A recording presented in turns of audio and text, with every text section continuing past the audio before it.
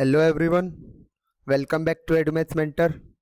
सो आपने थंबनेल देख ही लिया होगा कि आज की वीडियो में हम किस बारे में बात करने वाले हैं।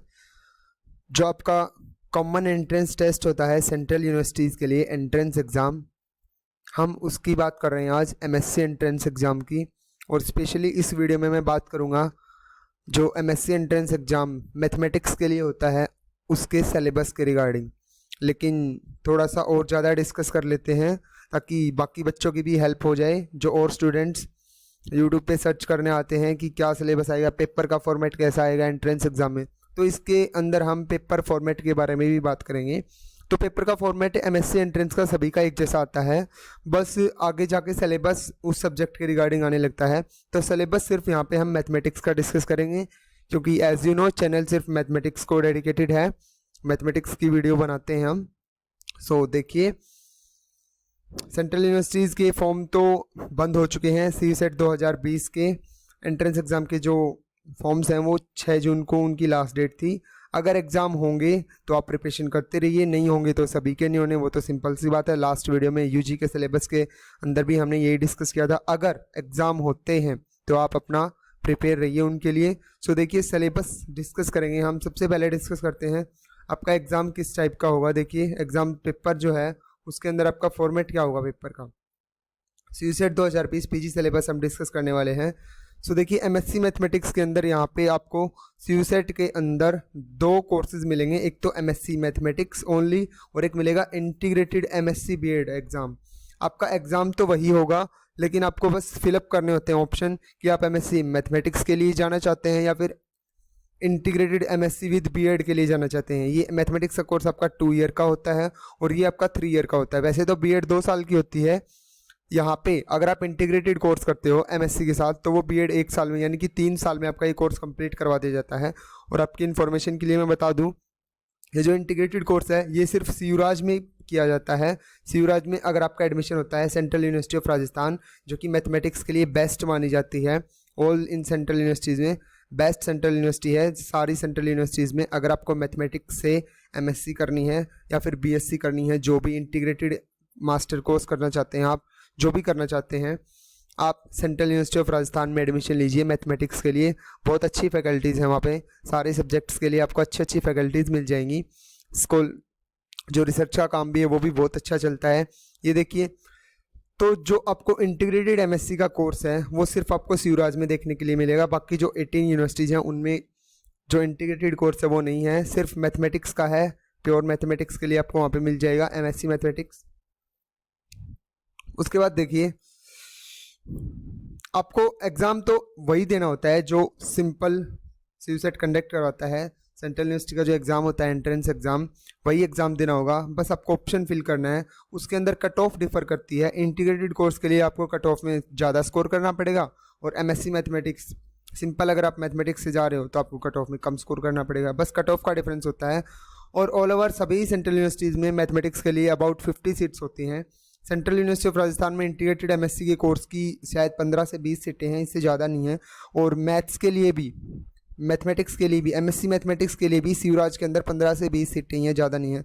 सेंट्रल यूनिवर्सिटी ऑफ हरियाणा, अपने स्टेट की बात करें तो सेंट्रल यूनिवर्सिटी ऑफ हरियाणा के अंदर 50 सीटें हैं मैथमेटिक्स के लिए। एमएससी एंट्रेंस अगर आप देते हो, एमएससी में एडमिशन लेना चाहते हो, तो 50 सीटें हैं सेंट्रल यूनिवर्सिटी ऑफ हरियाणा के अंदर। उसके बाद डिस्कस करते हैं क्वेश्चन पेपर का फॉर्मेट किस टाइप से आता है। तो क्वेश्चन पेपर का फॉर्मेट आता है 25 क्वेश्चन, आपके 2 पार्ट आएंगे, एक पार्ट ए और एक पार्ट बी।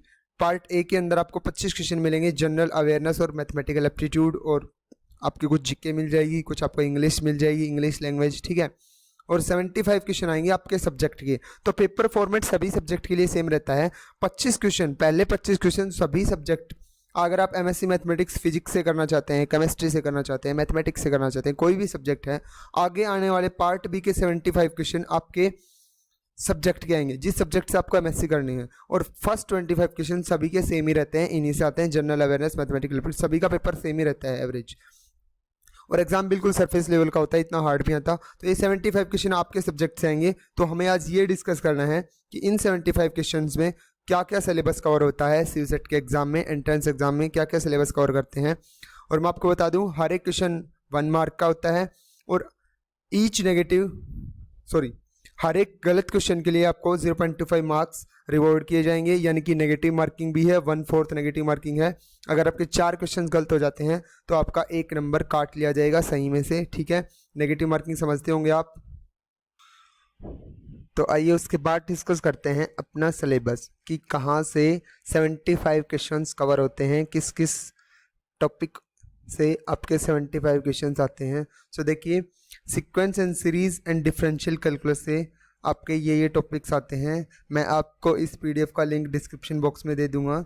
ये सिलेबस के पेजेस हैं 2, यहाँ से आपका कंप्लीट सिलेबस कवर होगा और क्वेश्चन बिल्कुल सरफेस लेवल से आएंगे, कोई डीप यानी कि ज़्यादा कैलकुलेशन वाला पार्ट नहीं आता। बिल्कुल स्टेटमेंट उठती है, जैसे कि कोई थ्योरम है उसकी स्टेटमेंट उठ के आएगी बिल्कुल कि ये स्टेटमेंट किस थ्योरम की है, मतलब बिल्कुल सरफेस लेवल से एग्जाम आता है, ज़्यादा कुछ हार्ड नहीं आता।